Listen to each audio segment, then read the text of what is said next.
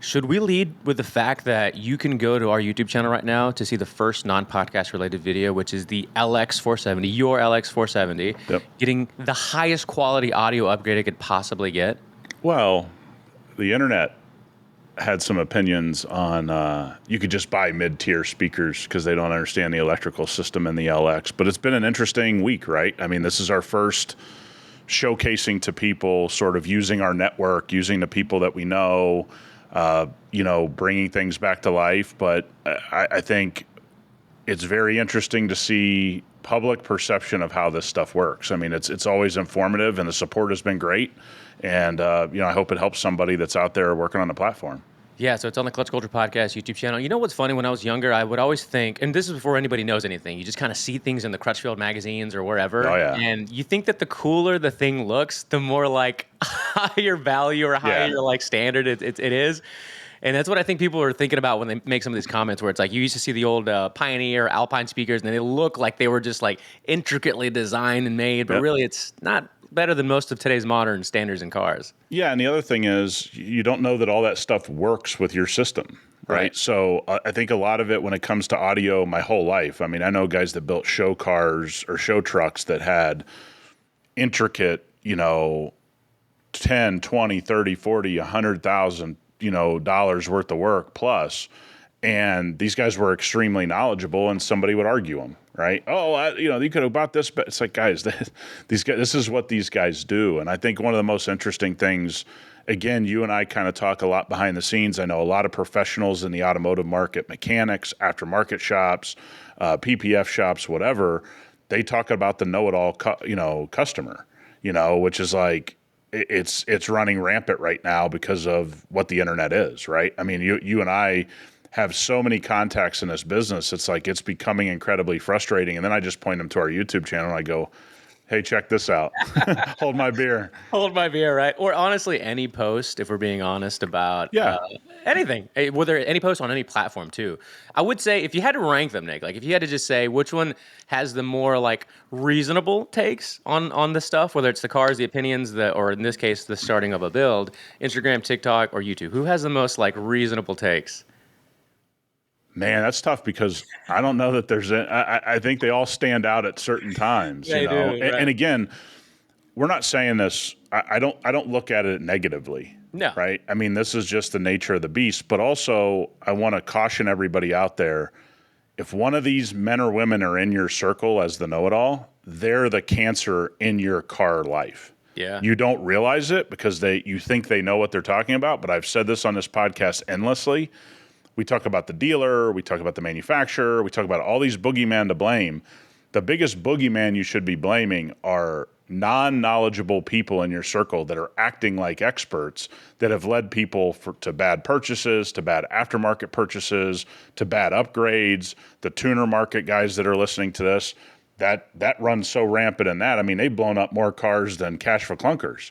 So at the end of the day, that cancer and that know-it-all culture is only growing bigger and bigger because the internet allows it, right? I mean, it's anybody can say anything, user, Dave4573, trying to act like he knows something. But remember, in real life, he's giving advice to somebody. And that is harmful to that somebody. And yet you want to blame the dealer, you want to blame the aftermarket shops, you want to blame the mechanics. I got news for you. The biggest cancer is your circle.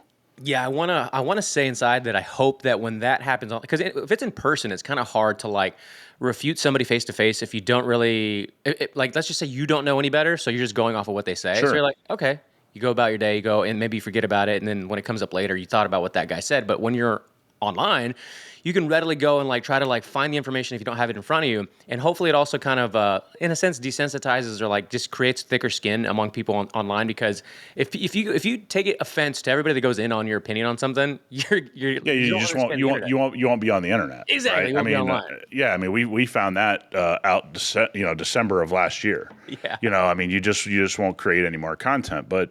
I do warn everybody out there, like these people in your circle that are playing like they know what they're talking about, they do a lot of damage, and they have my whole career. They do the most damage of anybody. Go talk to a professional in that field, not your brother Billy Bob, not his friend, not your pappy who you think knows what he's talking about, because most likely they don't.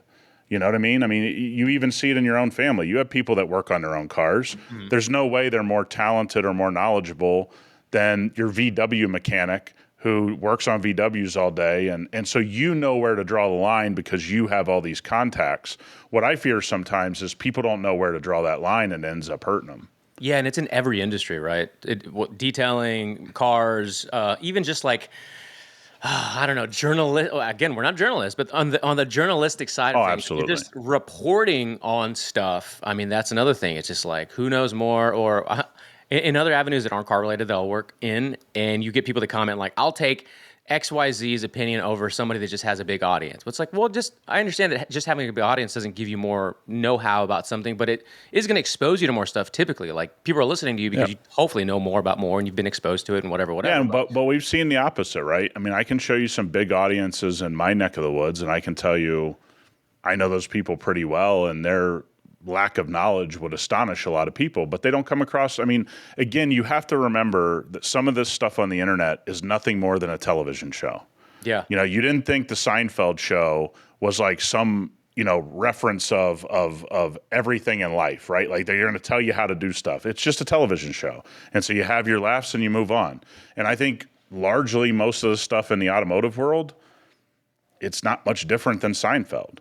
I mean, it's just a television show, and you should enjoy it as that. But a lot of people take this shit like it's real life. Like it's gospel. Although, if we're talking about shows, that might be the one show that can pinpoint every life situation you've had in real life in that show. But it wouldn't be how you handled it. I don't know, man. You would just laugh about it. I'm George to the T. An occasional Kramer moment, if you know what I'm saying. Yeah. So, no, I mean, look, man, the LX project, it was a cool thing. I enjoy the hell out of it.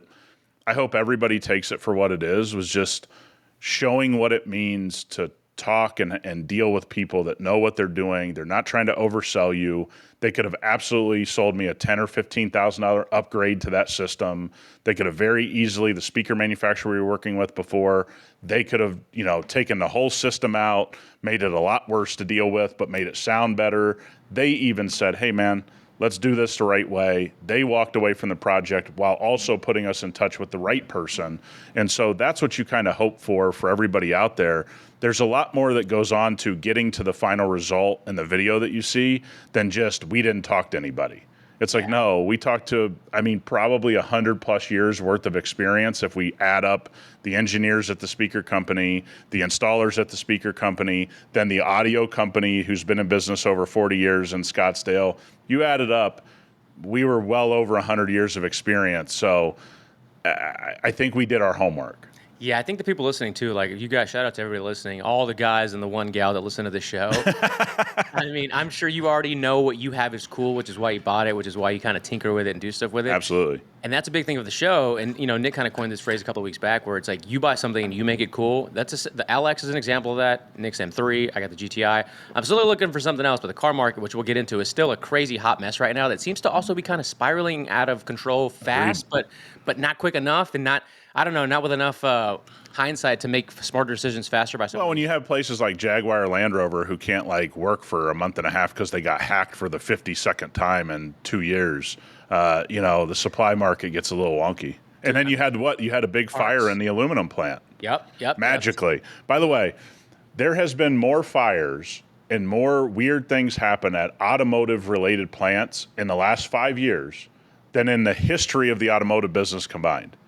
Yep. I just want everybody, I'm not going to put a tinfoil hat on here. By the way, Toyota had 2 or 3 mystery fires during COVID. Real mystery fires for all you Toyota lovers out there. But yeah, I think, the aluminum plant up in New York, we just don't know what's going to come of that. I think they said it's inoperable. For the most part. Look, for the winter, fall and winter, I'm either going to, and you have to wear it, I'm either going to send you a custom beanie that says Clutch Conspiracies, or it's just going to be a tinfoil hat that's actually that says Clutch Conspiracies. But we have to wear it every time that we say something like funny. This. Yeah, because I hear you. They're just going to be like, their antennas are going to go up because we're thinking the same thing they're thinking. And instead of other people with these similar platforms or they're building similar platforms talking about it, they're talking about how the last Supra is the best Supra. all right, I'm going to watch the video because I kind of like the Supra, but let's be real, you're not talking about anything of substance, and you haven't for years now, and it's kind of making us... Hey, the crazy thing is, I saw this video, I thought it was pretty cool, where they went around and asked BMW people, what's your favorite BMW motor being used in other platforms? And they were just listing stuff off like Rolls-Royce Cullinan. And then the final guy looked into the camera with a side eye and he goes, Toyota Supra. You know what I mean? It's like for everybody that bashes BMW's engines, it's like, I don't think you guys know how many people BMW is selling and developing engines for. And these guys just riffed for like 2-3 minutes, just one after another, like, the Pantera, the this. I mean, dude, it was hilarious. I thought it was well done. Good. That's really funny. Kudos to them. Well, speaking of the LX, and then move on to other cars and other topics, you sent me a screenshot of, and you might, I don't know if you've kept up with the market since you bought yours outside of, purchases, or in regards to purchases. Please explain to the viewers, like, what these things are selling for and the state of that market. So a 2003 Land Cruiser, which is exactly the year of my LX. By the way, same engine, same platform. Minor differences, minor interior differences. There's an AHC system, adjustable height system on the Lexus. I think there are some Land Cruisers that carried the AHC system, so guys, don't get me wrong there. I'm not sure. I believe I'm right on that. Just went on, I believe, Bring a Trailer. Just closed last night or the day before, and it closed for what, $41,000? So all in about $45,000 with fees. Fees and everything, yeah. That's not delivered. That's not shipped. That's not that. Go ahead and put another $1,100 to $1,500 on top of that. You're at $46,000. I got mine delivered for $21,000. So that means that's a $25,000 premium on that platform since January of this year. Now, I have told everybody looking in that market, you're paying an exorbitant amount of money. And by the way, that had 17,000 more miles than mine did upon delivery. Right. You're paying, usually in January or the end of last year, you were paying somewhere around a $10,000 premium for it to say Toyota Land Cruiser and not Lexus. Okay? So my vehicle would have been somewhere around 28 to 31. Okay? For this to go for this price, we've seen it in the 80 series. We've seen it in the 100 series. I think you're going to see 200 series. They're still fairly expensive. They're going to probably stabilize and maybe even go up from here. When I tell you guys about these auction sites, and this is not to pick on them, stop thinking you're getting a deal. Can you find a deal on those sites? Yes. Do you have to search and search and search and search and search and search to get the deal? Absolutely. It's nothing. Cars and Bids and Bring a Trailer. It is not banging on them. They're running a business and they're providing a service. But you guys keep telling yourselves that those are the places to find a deal. Not all of you, but a lot of people. A $25,000 premium for a vehicle comparable Carfax maintenance records as mine, 17,000 miles more, not in any better shape. 25 grand? I mean, you're starting to get into, and again, by the way, maybe the money doesn't matter to that buyer. So I'm not making a comment about that specific buyer. I'm making a comment about the money that was spent. I'm never going to say shouldn't have bought it, shouldn't have done it. I don't know if that person's worth $25 million, what's he care? It's the one he wanted. Maybe it was a color he wanted. He was tired of messing around.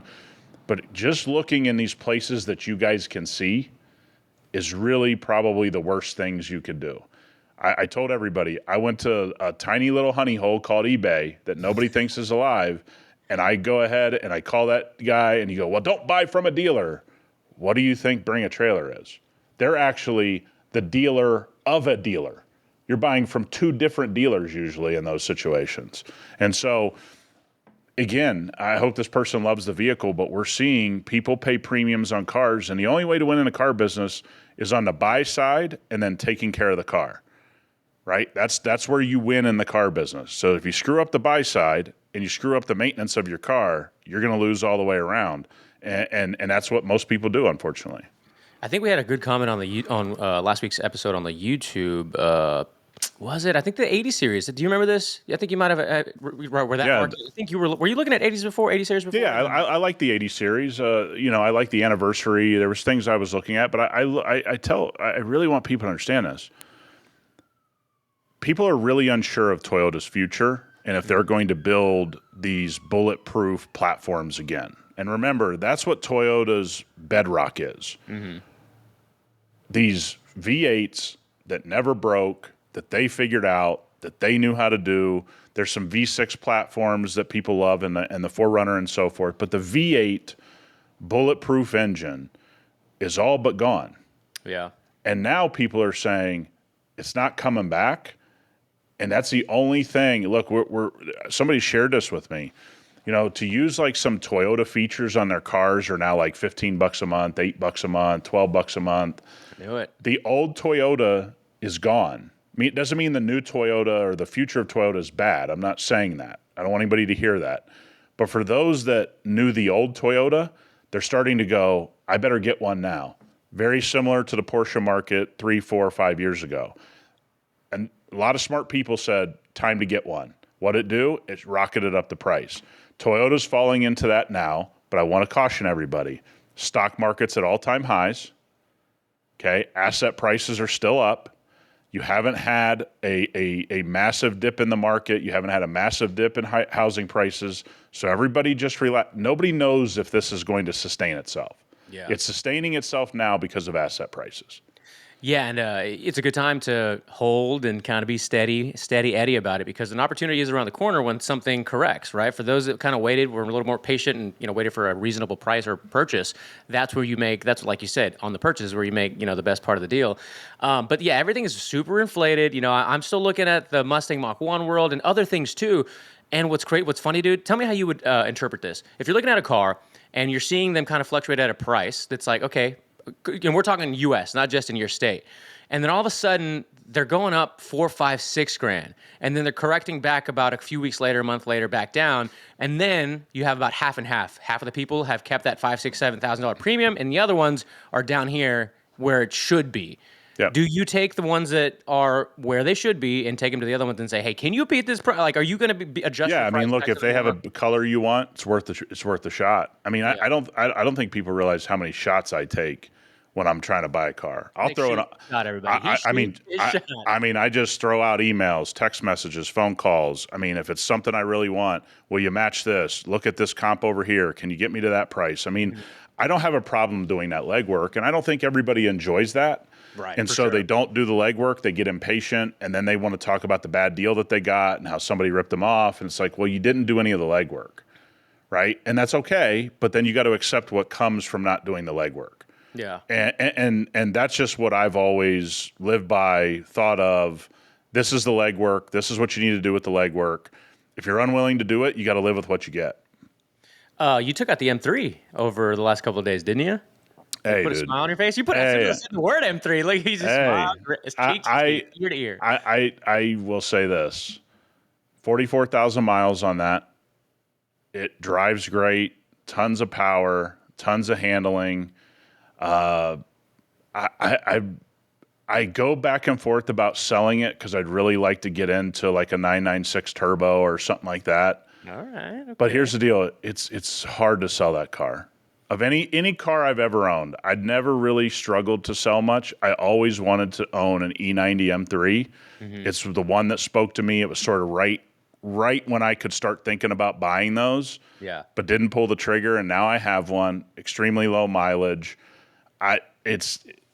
Anybody makes an offer, I would sell it. I say this all the time. I get the right offer, it's going to go.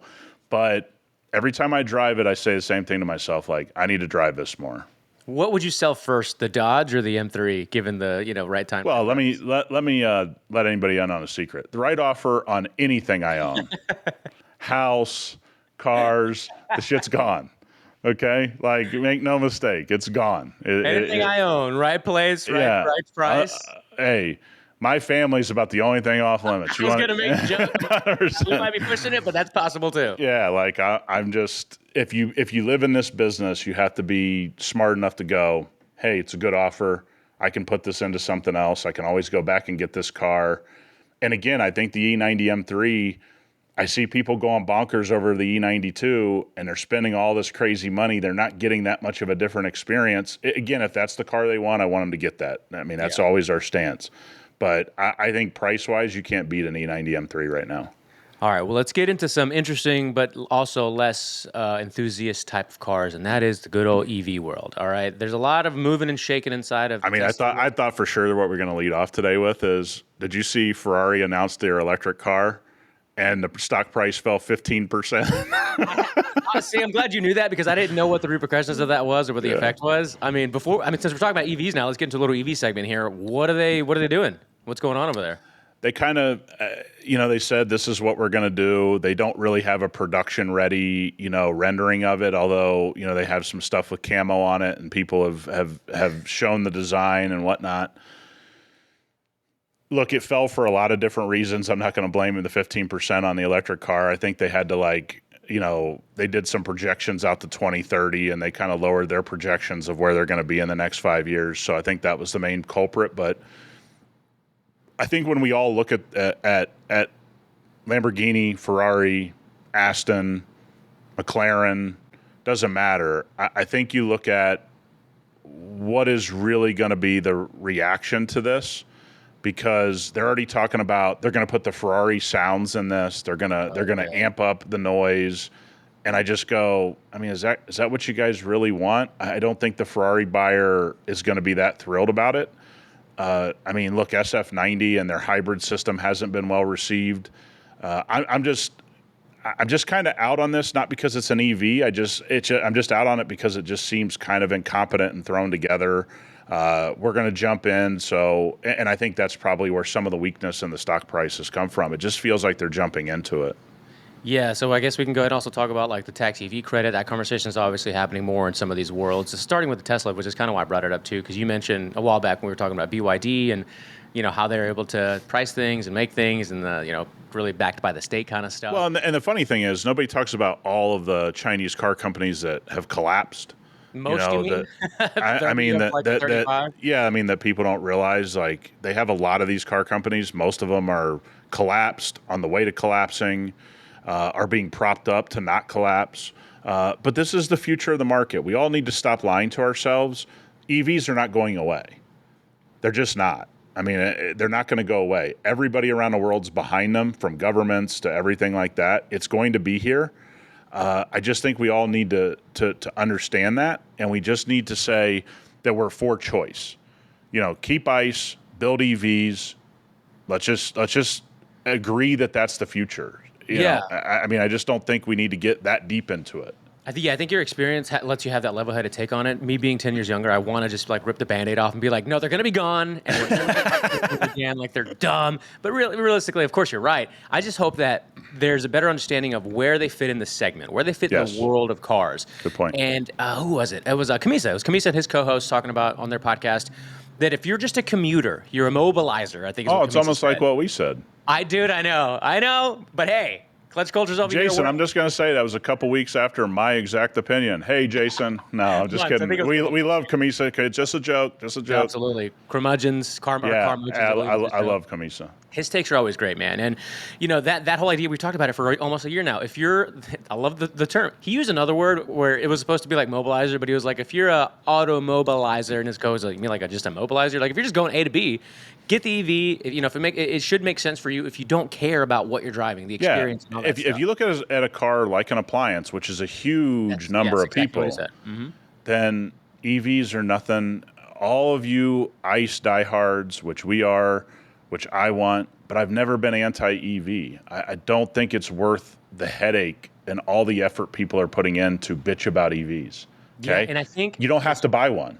No, you don't. But if they can get it right, like Nick has said for a year now, the price, and let's just get into the Tesla stuff here. So they were supposed to be making the cheaper version of their cars, which I think were going to be like Model 2s, like some stripped down Model 2 budget-friendly version of the Y and the 3.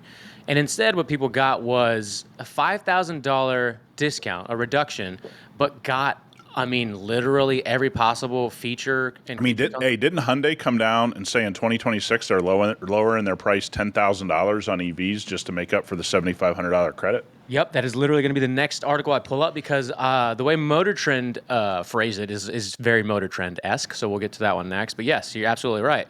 So people are calling it model trash. Like they're getting slammed on all of the, and I hate Reddit, honestly. It's just such a Yeah, trash. hey, Reddit is a cesspool, dude. You want to talk about trash? It should be Reddit trash says model trash. But anyway, on every platform, they're really hearing it because, I mean, dude, and Nick might not know all these little things. Just I was reading up about it a lot. But like the glass roof, they just put like an actual line, like a headliner in there, but the glass is still there. You just can't access it, right? Seriously? Speakers in the floor are Why there. Why did they just put the metal there? Just take the roof out. Some ridiculous stuff. Like the speakers, I think, in the floor are there, but they're not. You can't activate them. They're just there in the floor. Well, that happened with the Ford Bronco. Have you seen where the techs go in and show people that they don't have a real subwoofer? They just have a fake subwoofer in the back? No. Yeah, it was like a placeholder, and they just had. It's just so.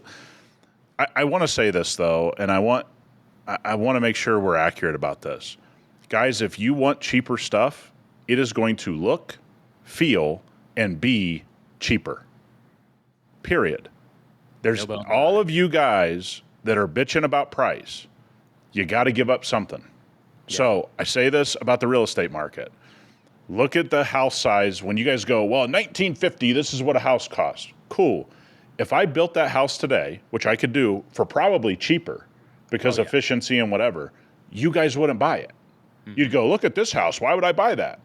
Well, you told me you wanted a cheaper house.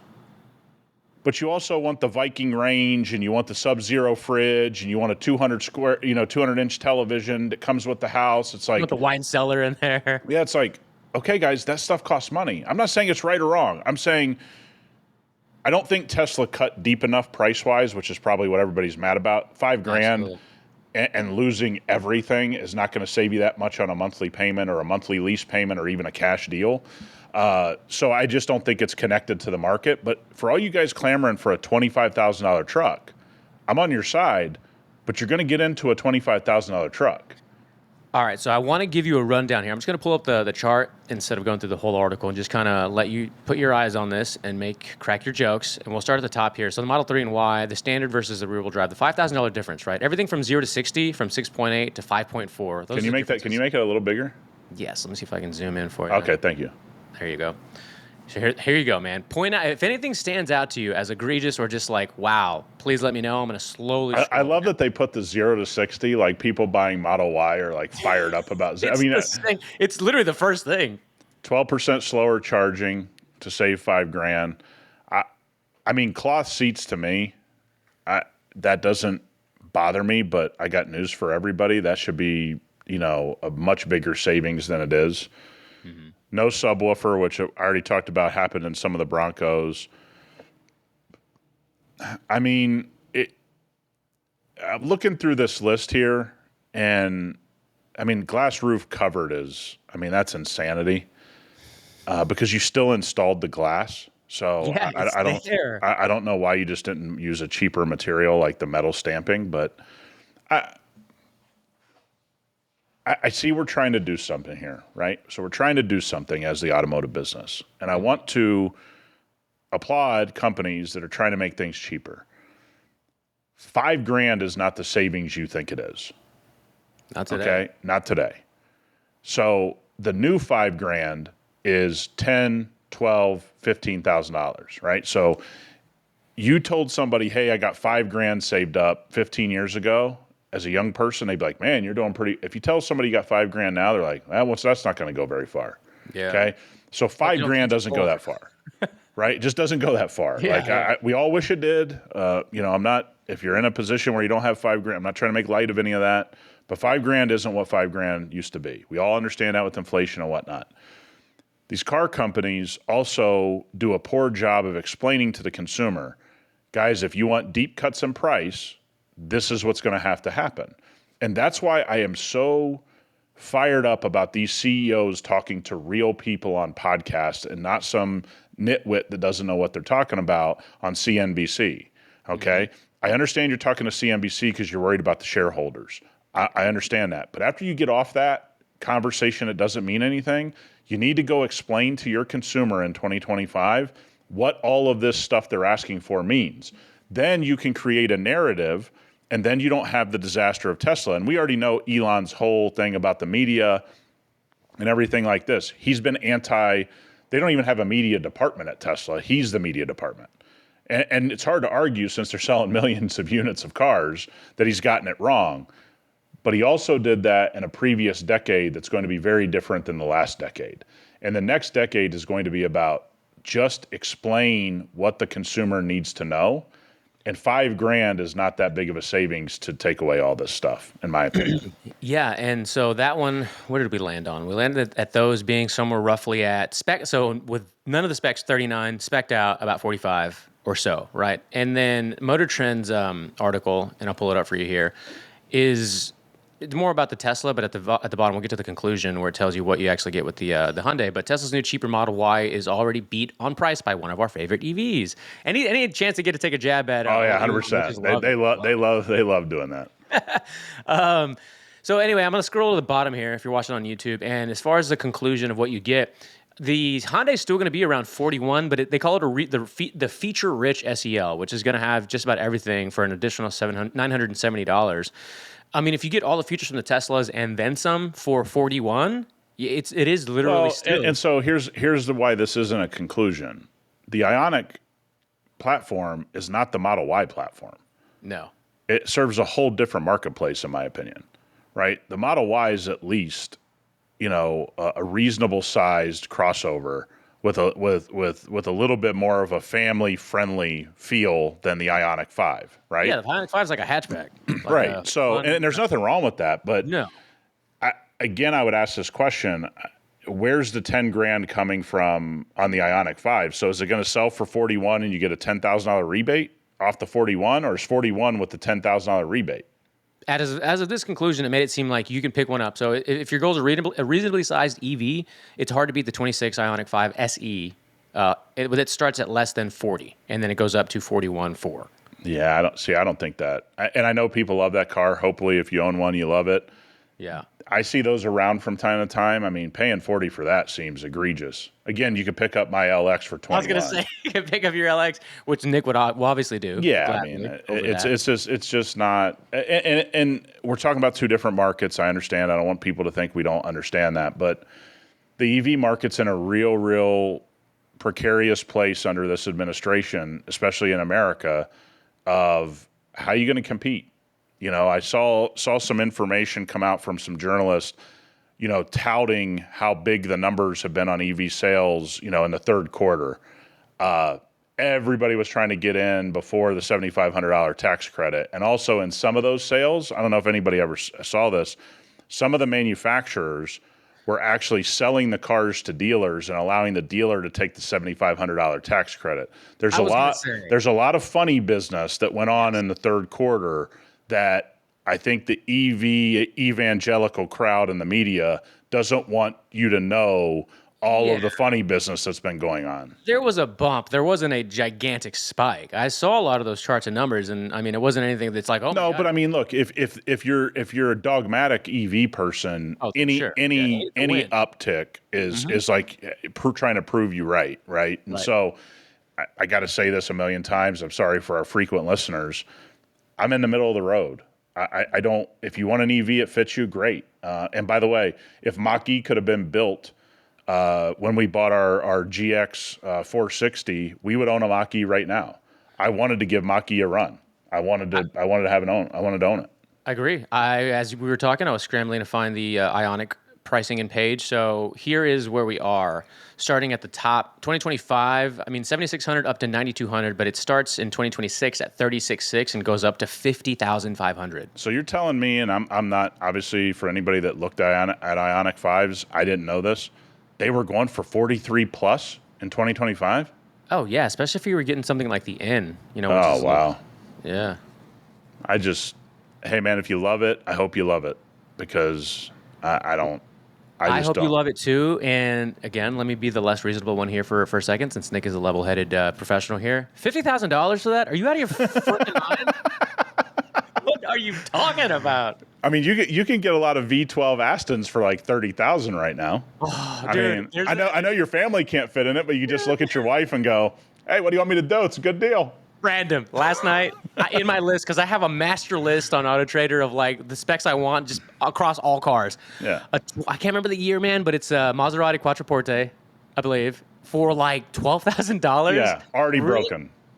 They got like 12,000 miles or something ridiculously low. I'm like, wait a minute. Yeah, 100%. You stop, you look at all the pictures, you're in the Carfax. It looks brand new. I know. That's how Maserati gets you. Then you get it and you go, oh, no. I was so excited when I saw Oh, the vents fell off. That's crazy. What fell off? The vents. Oh, the vents. Oh, okay. It's GM level. I got you. Yeah, oh, yeah, for sure. But it does look sweet, and you're like, man, where did this go wrong? This could have been an amazing. I tell you where, just exactly where Jaguar and Aston and everybody else has gone wrong. They just didn't concentrate enough on reliability. They just never got to a place of confidence. They would always depreciate. Don't get me wrong. All those luxury brands, they'll all depreciate, but you can stay relevant by being the one that's a little bit more competent on the reliability.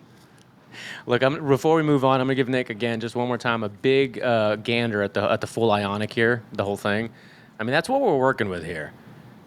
I don't know, man. I mean, I guess it is kind of Model Y-ish. I guess I could have been kind of wrong, but they look small as hell in person. Dude, that looks exactly like a GTI. Yeah, it does. It looks like a 2017 with the U-shaped lights too. Yeah, it's so weird to me, that little like random black line in the middle of the bumper. Yeah, right here. It's like, oh, that's. Hey, we just need to put this in here. Maybe you could have hid that a little bit better. Yeah, it looks like a mustache that we're not allowed to use these days. Hey, some guy said about the backup camera we had installed. He's like, looks like a 1990s backup camera. It's like, bud, it's a 2003. What was the backup camera? What do you think it was going to look like? Do you think I was going to like bury it into the tailgate and like cut out a big thing and make it look like a modern? It's not modern. Or better yet, have like the freaking Charger that has a camera on the front of it like this. Like, why does Chrysler do this? Dodge Chrysler has this huge camera on the front of the car. Like, you could have definitely hid that behind a logo or something. That's funny. Jeez, people. And here somehow we're the reasonable ones on the internet, believe it or not. Oh, by far. All of this joking around. I mean, nobody comes close to Clutch Culture and what it delivers to the people every week. Yeah, it's almost like we just have a good culture at Clutch Culture. Dude, well said. Bravo. Very good. Yeah, I know. I mean, look, I wear a big hat, Rob. I wear a big hat. And you're going to wear a big Clutch conspiracy beanie, too. Yeah, you better get the double XL for everybody 100%. watching. You know what I'm talking about. Hey, you got some apparel on the way. You are an X. You like XL, right? I do too. Yeah, just for XL. comfort and stuff. Okay. Yeah. Well, I mean, it's kind of what fits me. But in the summer, Nick likes to, be ripped with a hoodie in the gym. So a cover. It's called a cover, a pump cover. A cover up, a pump cover up. Exactly. Yeah. We know. Pumping iron days. All right. Do you remember the Ford SVT Thunder? Man, you got to remind me. So it was never actually made. I loved this, and it came across my Instagram because somebody actually remade this. I'm going to show you what it looked like back in 1999, 2000. And essentially, it was supposed to be thunder and lightning. So they took an Expedition, and they put the lightning basically under it. Oh, hey, did you ever remember, this is going to be a real deep cut. Has anybody ever seen Christopher Titus's Expedition? Do you remember that? It was orange and black, and they did all kinds of work to it. I believe I'm right on that, if I'm wrong. Yes, I know what you're talking about faintly, but that's definitely a deep cut because I don't think I've seen that in 15 years. Oh, man, look at that thing. Look at this, right? Super cool. Basically, it's a Lightning, and they never actually made it. This was just like a prototype, but how incredible would it have been if they actually produced that along with the Lightning in the early 2000s? What if it was in the...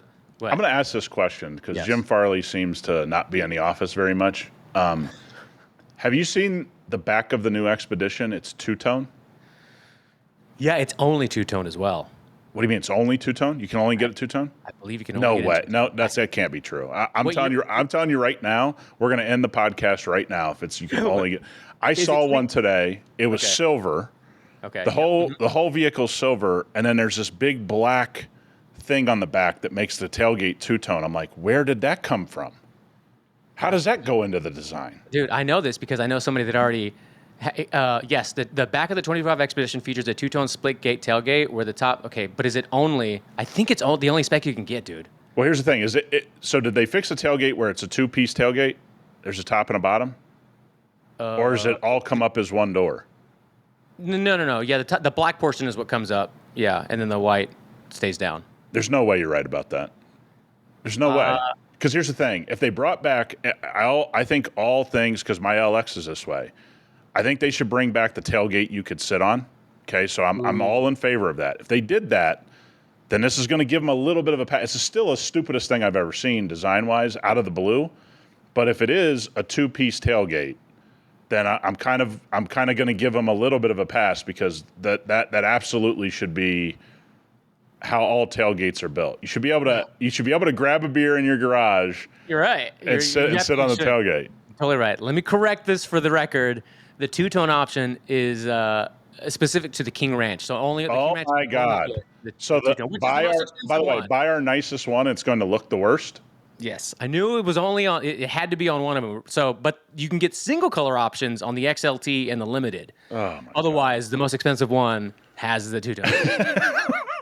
Let's go. Rob knows his shit. Here's the thing. It's I guess they just want to be like half-ass Eddie Bauer from back in the day.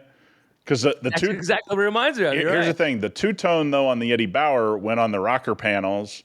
As it should. As it should, because it's a true two-tone. It's a true two-tone. Like, you remember the forest green and the brown. I mean, that's the only two-tone you get. Only two-tone you get. Maybe the blue, but the green was the quintessential. Okay. This, we're going to say all silver. We're going to get to the back, two-tone. I was following one today, and I go, and those like cartoon wipe your eyes? I was like, oh my God, this is what we're doing? I didn't see the King Ranch badge. I was just so dumbfounded that they did this. Yep. Dude, that is so funny. And I saw that because I know some moms, of course, the moms that drive these. And I had a conversation with somebody, and they were like, yeah, it can only come in this color. Because I thought, honestly, hear me out. And I know we just talked about the black roofs not looking good. When I saw it in person, because I hadn't seen it, and I was like, in person, I was like, actually, it looked kind of cool. And it was clean. It was brand new. Okay, so hold on. Is the roof black and then it goes back into the tailgate? I think so, but that I don't remember. Because it was because I got to tell you something. I don't want to be unfair about this, but it looked so stupid on the tailgate. I couldn't believe it was real. I couldn't concentrate on anything else. This was it was literally on the exit ramp to get to my shop. I followed this guy all the way till my final turn. I was dumbfounded the whole time. I think my phone rang twice. I didn't even pick it up. Oh, I'm getting teary-eyed. I can't see the screen because I'm laughing. Okay, let me see if this will give you the perspective you're looking at real quick, and I want to pull it up. It's in that same grayish color, or I don't know if it's silver that you saw. So the top is the color, and then it goes into black. And the sides are black, too, along the glass. Yeah, so I didn't see it. That looks so stupid. That looks so stupid. I'm sorry. Look at the back end of that thing. Yeah. Well, now it doesn't look as cool now that I see it again. Yeah, of course it doesn't. Now you're just bullying me to make me change my mind. Think how I think. Somebody's going to be like, I just bought one and I love it. I hope you do. Because, boy, man, that's a face only a mother could love right there to me. In the first Guardians of the Galaxy, the bad guy has paint. His skin is his color and his face is his color. That is exactly what it looks like. Wow. I will say this. The front end looks nice, though. It does. I like the bar. I like this light bar that goes all the way through the bottom. Yeah, it looks good. Yeah. They just screwed up the back half. Evidently, the engineers the designers just stopped at the front. They have this whole scheme where, like, the front end of all the 24. And by the way, that color isn't on the that's just black trim. That's the other thing. That's just black trim around the windows. So it's not even a color. That's just black trim. Yes. It's not on the door panel. Correct. I was going to say, this front, what do you feel about this front grille? I like it. Blacked out. You like it? Okay. The 24s and going forward, they have this whole black scheme where the headlight housing, the grille, everything's black. And I liked it a lot until I really started comparing it to the 23s before they did that. And then he just kind of like, all right, I actually like the classic look better with like the colors. Yeah, but I can understand that, but you can't say it looks bad. I think that's a win in car design today. Is like, hey, I do like the 2022 better, but the 2026 doesn't look that bad. Like that's kind of a win in today's world. You're right. You're absolutely right. That might be one of the funniest portions of this podcast. Dude, because I was behind. I'm telling you, people don't understand how my brain works. I do my best to try to explain. I was dumbfounded it's about 6 minutes of my commute, and I'm like, who did this? All right. I'm going to give you three options here on cars. We've talked about the stamps on the tailgates you can't take out. No. Yeah, that's no. But hear me out. Black roof, black back like this Expedition, or the stamp, you can only have one. It has to be on the car. Suicide. I'm out. No. No, that's not how you play the game. I would take the black. On the back or the top? You're going to get three options. No. I'll take the black wherever you put it because I'll just color change it. I'll just fix it. I'll use colored PPF. I'll fix it. You can't fix that stamp. That's the problem. There's no fixing it. Not enough filler in the world to make that look good. No. You'd have to Bondo the hell out of that thing. All right, fair enough. I'd still take the stamp. I like the stamp. That's egregious. That's egregious. I like it. I think it's cool.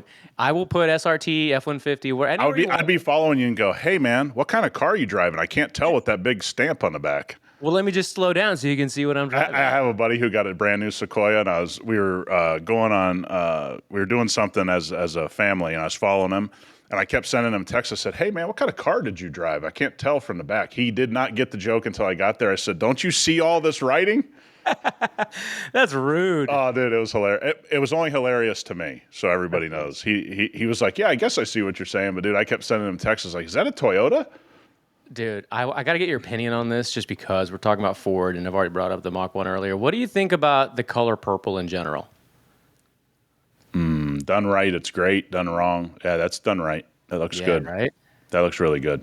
Pretty sweet. You don't see too many of these. They call it mischievous purple. It's like a bluish purple. Yeah, but, that's really nice. I like it. When it's done right, man, it's so good. Yeah, like Dodge has that one on the Viper that I thought looked really cool. Well, they have the plum, which is like which has been the hallmark of their brand for a long time. Like that's a great color. Yeah. You were talking about a Mach 1, okay? Yes. I'm going to come at this from a different angle. I think we're off the Mach 1. Why? Okay, where are we at? You checked out the Viper market lately? Funny enough, you said that. I did, but I might have gone too far back old-wise. Well, first of all, the first gen gets kind of expensive if you want to get the right one because that's the body everybody wants. I mean, generally, I think I'd be in the Viper market. I think I didn't look. I think I'd be in the Viper. I mean, especially the bodies that people don't like. What is it, the third gen or something like that? Yep. I think I'd be deep in the Viper because I think you can get a pretty nice example for like 35. Yeah, you know, absolutely right. And I'm like, yeah, you might die in this thing, but it's worth it. I'm looking because there's like no technology, traction control kind of stuff in there. This is the opposite side where it's like this is the part spin car of the Mustang part spin cars for Ford, and it has all the stuff that makes you feel safe. Because I'm waiting to get one at some point and just hear all of the comments like, oh, here we go, another Mustang's gonna spin out, another this. So in my mind, I'm like, if I get the one that handles the best. Yeah, but if you just go, I'm buying a car you expect me to put into a light pole, I just avoid all of it. Dude, that's actually a really good way to think about it. Yeah. Wow, you're really, yep. I mean, look, man, I'd be in the Viper world. I just, because here's the way I look at it. It's not that Mustang doesn't have some special vehicles, right? GT350 or, whatever you want to get, GT500. You go back to those Vipers, you're not seeing them. I know, man, and I love me a Viper. I mean, you're not seeing them. So when you drive, you're literally driving something. What's it got, 500 plus horsepower? Yeah. Oh, yeah, easily. Okay, you're at what, 550? I think and you're going, nobody ever sees them. Nobody. I mean, you don't even see that many at a Viper show. It's not like there's 200 that show up to a Viper-only show. It's like, here's the deal, dude. You are in rarefied air of somebody who buys a car that everybody knows is great. And yeah, it's not the perfect car, but it's raw, and you're picking it up for less than a Mustang. Like I don't know, man. I don't think I could go over that. Now, if you were going to be putting 1,100 to 1,500 miles a month on this because you wanted to also drive it as like, that's here's the deal. You have a GTI, dog. But that's kind of the point for the show too, is to take this because it's going to be a stick, right? It's going to be a manual car. Yeah. To showcase it being driven across the state, would you trust an older Viper across the state? Let me go ahead and put this out of your mind, because a lot of times your trips are from Austin to Houston. Yeah. A manual in Houston traffic, no matter what manual you buy, is not going to be a great experience. Fair. Okay. Might as well get the one that's 50-50 to go into a light pole, Rob. Do it for the gram. Do it for the gram. We were just talking about this phrase, do it for the gram. The listeners will never hear that conversation. But yes, you're right. We probably should do it for the gram.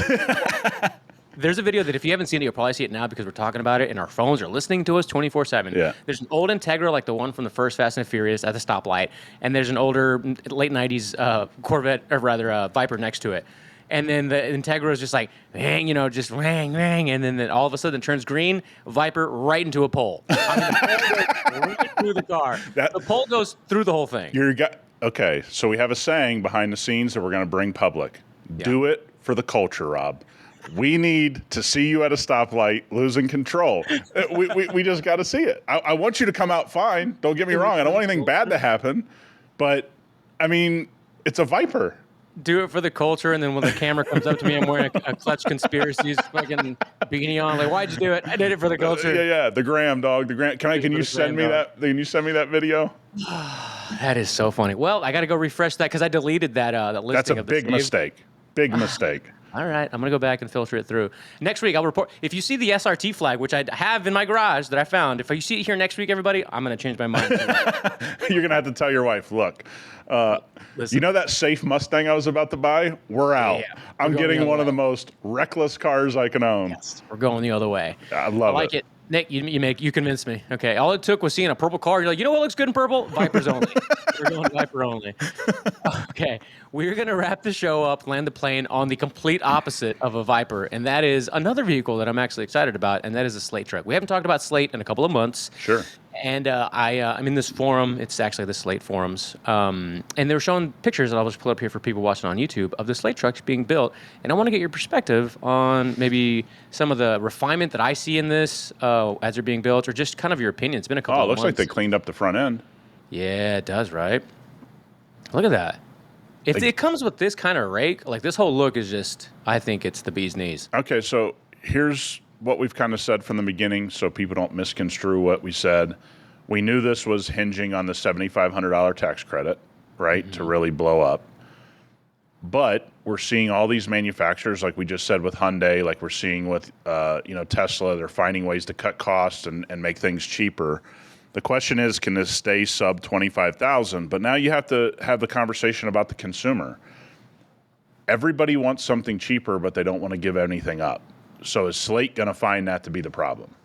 Is that essentially everybody wants something that costs $22,000. When they find out what comes with $22,000, are they going to walk away from it? I hope not, because I think, and I don't know why exactly, maybe because we talked about it for a hot minute when those stories kind of started breaking, but I just have such a good feeling of what this could do for the market. And I think Tesla making these price changes moves and Hyundai, and everyone's going to, which actually, you know what? I'm going to read you this first line from that article that I didn't get to. And the way that they phrased this was just so silly to me, but it was in the one about comparing the Tesla for the $5,000 difference. Who knew the loss of the federal EV tax credit could potentially spark a pricing war in new EVs? Everybody. Yeah, what are you talking about? Everybody. Yeah, you should have probably updated your Chat GPT to the new one before you wrote that article. Everybody knew that they were going to find a way to cheapen EVs because they don't have a choice, right? Yeah. It's not even about if the market can handle it, if they can handle it internally. They knew what they had to do. So they were going to make the decision pretty quick. And, I mean, Hyundai jumped on it almost instantaneously. Yeah.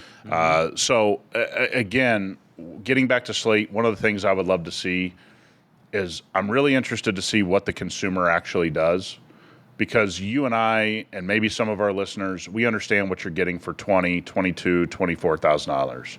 Mm-hmm. Does the average buyer understand what they're going to have to give up? Because I grew up in an era when people bought Ford Rangers, they'd buy them with rubber floors, they'd buy them with a stick shift, they'd buy them with an AM/FM radio and nothing else.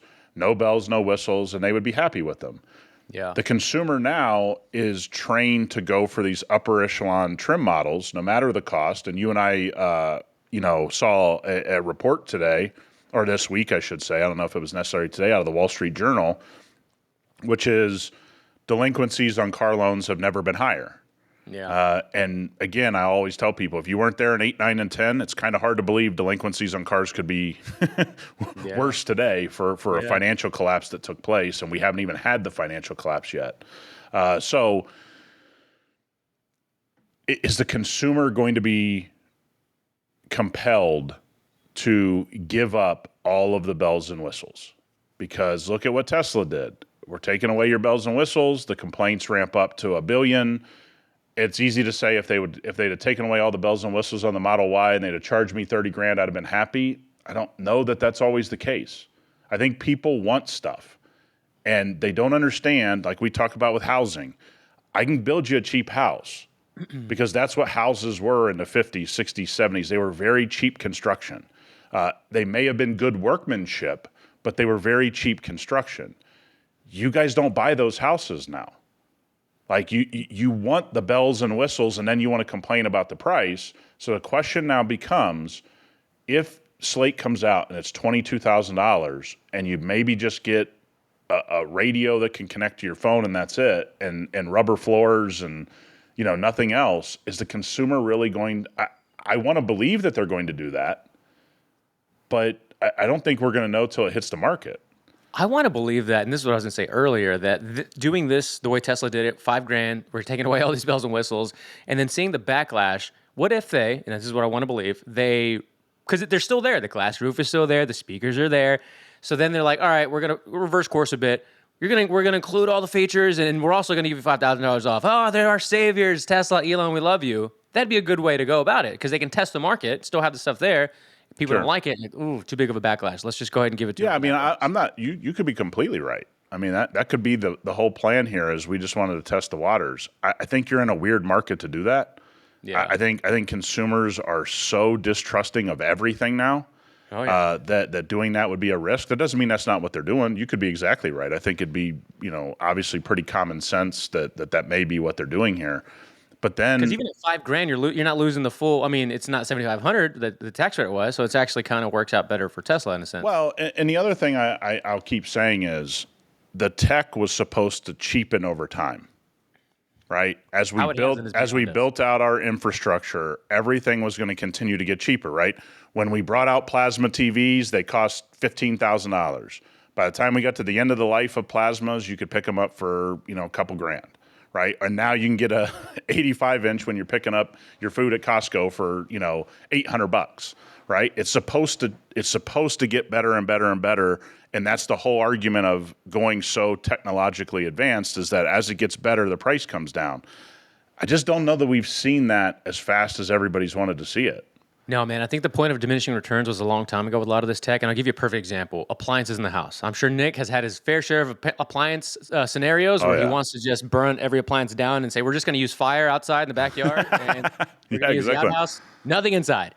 There's this channel that I got served up this video of old Whirlpool washing machines. And I remember these. Yeah. The guy. You know what I'm talking about? Yeah. Oh, my guy. So I remember those. I think my parents might actually still have those as extra machines, and they never broke. Like, there was never anything wrong with them. So then you get somehow convinced, coerced, whatever, to upgrade your machines, and they're always breaking. Yep. And again, planned obsolescence is what everybody's screaming into their speakers or AirPods right now, and we all understand that. We get it. But you also have brands like Speed Queen, right, that have kept their technology low and and again, you're going to pay the price to buy their machines, but essentially buy once, cry once. Yep. And the consumer goes away from that. The consumer always goes, look at all these bells and whistles for cheaper than the Speed Queen. But the Speed Queen's just going to work. Yeah. And it's going to, have the old school agitator, but people don't want to do that. So that's what I'm wondering about the Slate truck. And as these things, to really get into the 20s, you ain't going to get much. Yeah. And the fact that people buy higher end trims of Camry and a lot less base Camrys than they used to, where do we think this is going to go? And I guess I'm looking at it as like an interest piece. I'm just interested to see how many men and women out there are really willing to give things up to get to the price that they've been clamoring for all this time. And I did a poll on one of the stories. Nick was pretty active in the stories the other day, which, by the way, if you guys, if you don't follow us, I'm sure you do, but follow us on Instagram, at clutchculturepod. We live through the stories. So there's a lot of stuff that's going up on the stories from just different parts of our day or things we're working on. And in one or reels that you might miss in your actual feed. And I put a poll on one of them, base or top spec, right? Overwhelmingly top spec. 100%. It just is what it is. Yeah. And you guys can all talk about how stupid all these car manufacturers are, but they know what you want. Yeah. You want the bells and whistles, just like everybody that's building a new home. I know some home builders. They know what you want. You want the big waterfall island. You want all the top appliances. You want all the top room size. You want a big backyard. Hey, if we can include a pool, it'll cost this much. and all of a sudden you've stretched another $300,000 over what you thought, and you go, man, houses are expensive. It's like, but you wouldn't buy the $200,000 house. Dog, I'll tell you what. My sister has an island that when I first saw it, when they were getting this homemade or upgraded or whatever, I was like, this is a dumbest. I could fit 3 of me across the island. That's how big it is. And then the more we go over and do holidays, that's pretty nice. I love this. I want one of these. This is the best. Yeah. So we're always hanging around the island. Look, I had a custom built house that I never should have been in at the time, but it was 2008, 9, and 10, and I was buying a house. So let it roll, baby. Let it roll. And I'll tell you this: we had a pool the size. I mean, it was a whole another house electric bill. Like, you know what I mean? It was like, we don't need this. There's 2 of us. Like, what do we need all this shit for? Like, I had 4 AC units on that house. You lived in the UFC Performance Institute? Dude, it was crazy, dude. But you all say you want cheaper. Yeah. That is not what the buying habits are telling the car companies. That's not what our poll, which again is not scientific. You guys don't want the base models, and there's the savings. The savings is to not buy the BS bells and whistles. So when you look at Slate, the question I have for everybody, you keep asking for Toyota. You want Maverick to be another $5,000-$7,000 cheaper. I'm all on your side on that. But to buy another $7,000 cheaper Maverick, are you going to give up everything? Hell no. Look, I didn't bring this up earlier. I like how we went from the SVT Thunder to like all of the Viper Mach 1 stuff. So I want to bring this up just to show you. Pull it up real quick because I thought this was really cool. Somebody sent it to me, which is what prompted me to want to show you. And this is somebody made this 1997. You guys, so here is a 1997 Ford Expedition. Oh, I think I saw this guy. I made into a Thunder SVT clone. Dude, yeah, you did. Under the hood. Look at this. Look how cool this is. It's got a Gen 3 Coyote, 10R80. With the 10-speed. Painted this thing Sonic Blue. Sonic Blue. Hell yeah. Best color. And it's pretty much ready. This is going to be my daily driver. I love this, Take dude. the kids to school. Tell me this isn't something I should see in the Middle East. In a hurry. Habibi, I got this new Expedition. Hell yeah. Habibi. Man, when the sun hits this thing, it looks so good. Hey, dude, kudos to this dude. What's his name? He's at Thunder_SVT. Shout out, dog. Love that thing. I want a lightning and a thunder. I want thunder and lightning. That's what I want. Shake and bake. Yeah. I got a little too excited. Sorry, guys. Yeah, dude. I love seeing. But what makes that cool? Done right. Yeah. That's what we'll always say. That makes that cool. Painted it. Looks like he tucked the engine in there, nice and pretty. Looks like it belongs there. Wires aren't hanging everywhere. No laptop on the front seat. Okay. Lightning wheels. Everything's like time appropriate. It's exactly what it's supposed to be. And that's why you look at it and you go, damn, this is awesome. But I think a lot of people don't realize why they think those are awesome. It's like, guys, it's all the little touches. Yeah. It's opening that hood and it looks like the engine belongs there. The wheels are right. The color is right. It's all done. The trim was all in order. Okay. Yeah. Like it's the little things that make those builds really special. And also the look. There's something about all the jagged edges and stuff that we get nowadays on a lot of cars that like, oh, it looks cool. And then you go back to more of the rounder, smoother stuff of that time, and you're like, man, that really did look clean and good, man. Yeah, and it's also nostalgic, right? So we all got to say, we weren't really clamoring about Expeditions back then. I don't know about you, bro. Don't BS the crowd. Don't lie to the listeners. I mean, I'm not saying you didn't like it. I'm just saying you didn't think it was the peak of design. No, you're right. You know, I mean, by the way, even the rounded Lightning didn't get a lot of love. I mean, those who liked it, but. And at that time, people were like, give me the 94, give me the box at, Lightning. And everything always looks better in hindsight just because it's nostalgic. Yep. You know, I mean, do you remember side steps? Like, that was a real conversation between, I don't like side steps. It's like, I don't know, man. Yep. I mean, you either liked them or you didn't. It's usually an age thing. If you were like separated, 5-6 years, somebody was 5-6 years older or younger, somebody would be square body, somebody would be, I like the side steps. I mean, this has always been the name of the game. Yeah, you would get like the Splash Ranger with the side step and be like, it looks gross. And then a couple years later, the Edge version would come out and that looked with a straight body. Like, that looks way better. And people always be fighting about that. And now everyone wants both of them because they both look cool right now in 2025. Absolutely. Absolutely. Dude, excellent episode. God, is it possible that these get better and better every week after 47 I think we weeks got to of let the this? people vote on that. Absolutely right. I think we'll be clutchculturepod@gmail.com. Doing a poll when this drops. Go to our Instagram. It'll be up there for 24 hours. Actually, it's Clutch. Is it Clutch Culture Podcast? Pod. It's Clutch Culture Pod. Oh, okay. Are we still doing this? I don't know, dude. You have to let me know. I think it's podcast, I thought. That's the email. It's at clutchculturepod all over socials. Our email is clutchculturepodcast@gmail.com. Send us an email. We'll read some listener emails next week. Please go watch the LX audio video and leave us your comment. Give us you can like it. And now I'm getting this notification about hype. Like you can hype videos. So give us some hype points or whatever the hell that is. I got to read about that on YouTube's blog. I don't know what that's all about, but apparently it pushes it up in the algorithm or whatever. Drop a comment, like it, and then just let us know that you watched it and what you think of Nick's audio, good or bad. You can read like essays in the comments already about how good and or bad the audio is. You can get all the opinions. And it seems like the Rob fans are a little bit of a problematic commenter. Just going to say, when your name gets thrown around, not such positive. It was positive towards me, but again, I just like to give off good vibes. If you don't like, if you like them, cool. If you don't, I'm sorry. That's right. But without further ado, we'll see you guys next week. This was a great episode. Nick, see you guys. Appreciate you.